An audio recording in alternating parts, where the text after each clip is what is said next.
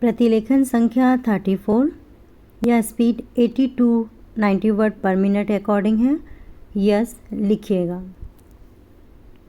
उपाध्यक्ष महोदय, इसमें कोई संदेह नहीं है, लेकिन कई स्थानों पर देखा गया है कि काफ़ी काम हो रहा है, जबकि कुछ को इतनी उपेक्षा की दृष्टि से देखा जाता है कि वहाँ काम न होने के कारण वे इलाके विकास की दृष्टि से पीछे रह जाते हैं। मैं उत्तर प्रदेश का उदाहरण आपके सामने रखना चाहता हूँ। वहाँ पर चाहे उद्योग धंधों की योजना हो या किसी अन्य विकास के विषय में हो, दूसरे राज्यों की तुलना में वहाँ बहुत कम काम हो रहा है और वह पिछड़ता ही चला जा रहा है। पैरा।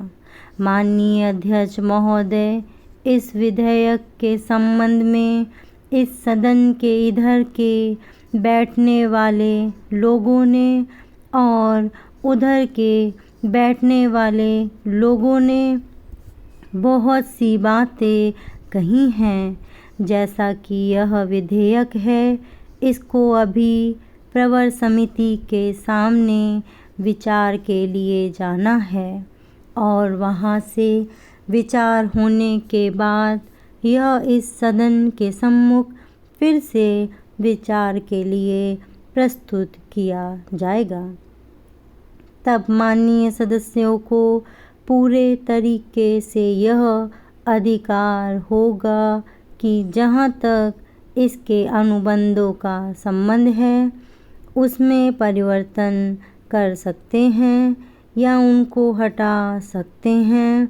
कल से जो बातें हो रही हैं, वह सब नोट की गई हैं और मैंने बहुत सी बातों को सुना है। प्रवर समिति में उन सब बातों पर विचार किया जाएगा। बहुत से माननीय सदस्यों ने इस तरह की बातें कही हैं, वह बहुत आवश्यक मालूम हुई हैं और जैसा कि मैंने कहा है कि उन पर विचार किया जाएगा।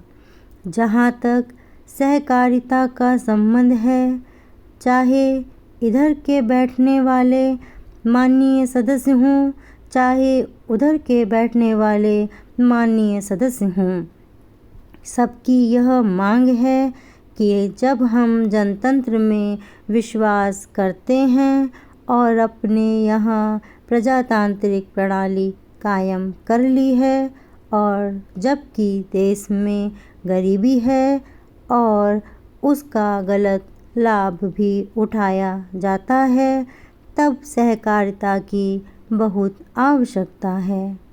इसको रोकने की आवश्यकता है, यह सभी लोगों की राय है।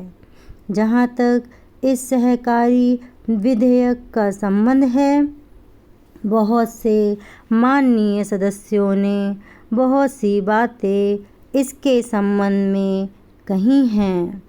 मैं सब बातों का विवरण में तो उत्तर नहीं दे सकता हूँ, लेकिन मैं थोड़े में खास बातों का उत्तर देने की कोशिश करूँगा।